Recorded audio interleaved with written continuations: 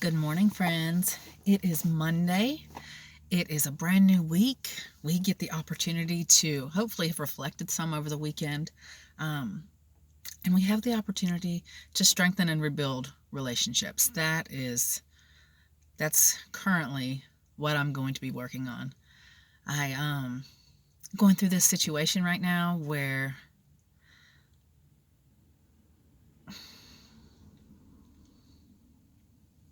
some things I don't want to share. And I want to say that it's because of the other people involved, but it's my stuff, and I want to get through it. And I have found that this works for me. It really works for me to bare my soul. I've been listening to a lot of Brene Brown, and one thing she said is that shame cannot live where transparency lives. So, and I relate to that.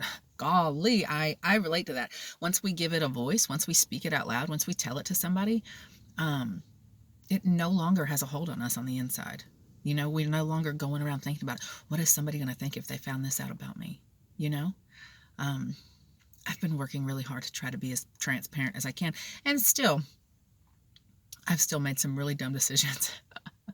Thankfully, I have a good group of friends that I'm able to share those things with, to kill the shame, to kill the shame. Because like you do something and it's like, darn, I knew better than to do that. Why did I do it?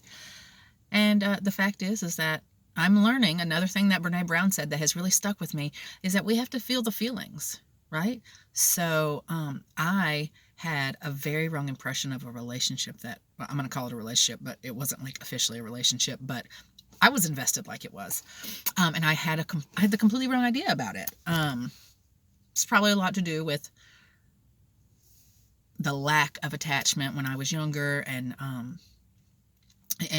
the lack of healthy attachment as I've become an adult, and still seeking that approval from a man. Still, that's why I've never been able to be myself around a man, is because there's still like a big part of me that wants to like impress. Like I want to leave this impression that, well, look at this girl. I just want to, it's almost like I want the other person to be like obsessed. I just want them to be like there's nothing else in the world except for Christina.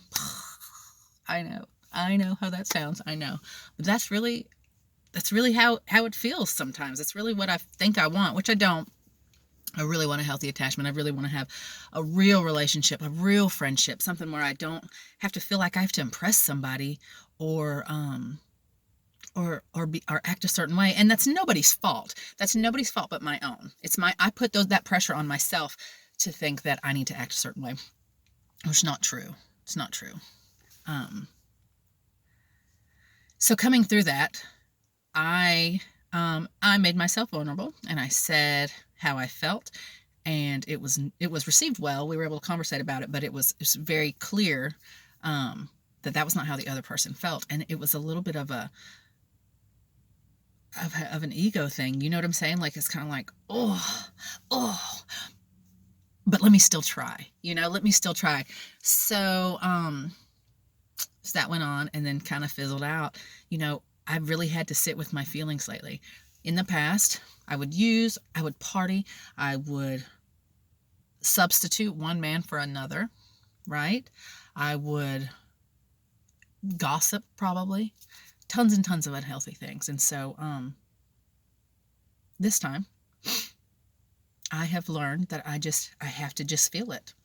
If it takes a week, if it takes a month, if it takes however long, I just have to feel those feelings, and I have to know that those feelings don't really have anything to do with the other person. It's really another thing that Brene Brown said, is that anytime we get, we can feel that there's like a bad feeling in here.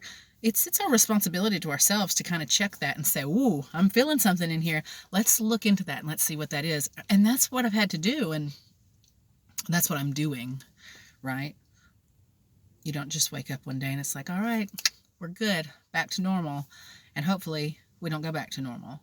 Hopefully after any experience that pushes us and makes us feel our feelings, hopefully we come out of it differently. Because I'll tell you what, I don't want to keep reliving the same experiences over and over again. I do want to level up, and I want to have different problems in a year. And I want to struggle with different things. I don't want to struggle like this, and I don't want my kids to struggle like this. If I don't figure out a way to work through the areas that I lack in, I mean, it's literally going to become a problem of my children's. You know, my daughters are going to be trying to impress, trying to get the affection of men, and my son could turn into objectifying women or whatever. You know, I can't tell the future, but it's important to feel our feelings. If we're sad, we're sad. That is what I want to encourage everybody. You know, everybody goes through stuff.